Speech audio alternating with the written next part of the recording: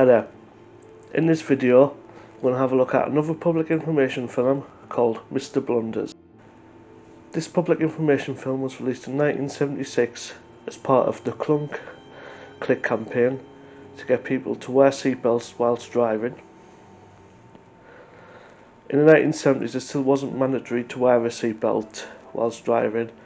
As early as 1968, it was compulsory for manufacturers to fit seatbelts to cars, but it wasn't until 1983 that you had to wear them by law. So there was a lot of road accidents that occurred, collisions where people were fatally injured by hitting their heads on windscreens and flying through windscreens and just having really serious accidents that would have prevented with a seatbelt. And this video shows one of these accidents.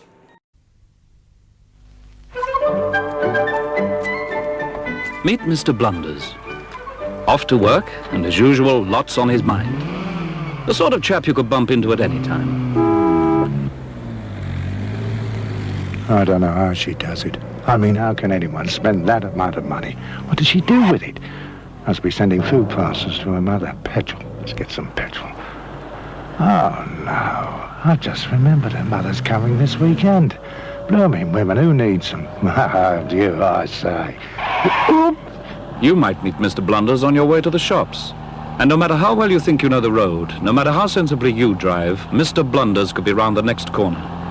That's why you should always wear your seatbelt.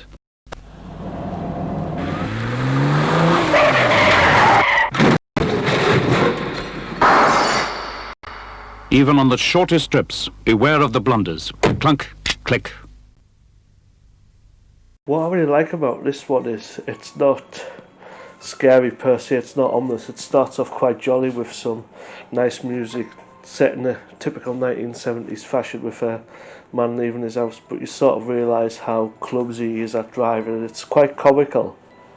And you sort of think that it's going to have a bit of a comical accident. If there is like one of the 1970s sitcoms, it's just when it turns and you realise that he's going to cause the accident towards the end. I think that's a really good twist in it, and that's why I like it. That's why it's quite ominous towards the end, where he causes the accident and it causes the woman to hit the phone box and fly through the windscreen.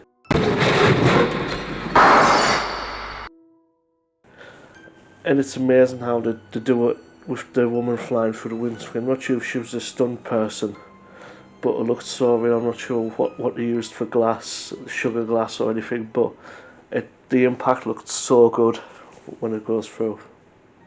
Like I said, this is one of the ones I've watched a few times. It's not the scariest one, but it sort of puts the point across, and it just, again, it's one of those time capsule ones where I can't imagine a time where it wasn't mandatory to wear a seatbelt whilst driving. Like when I'm driving, I'm always like, that's my first instinct, is to put my seatbelt on.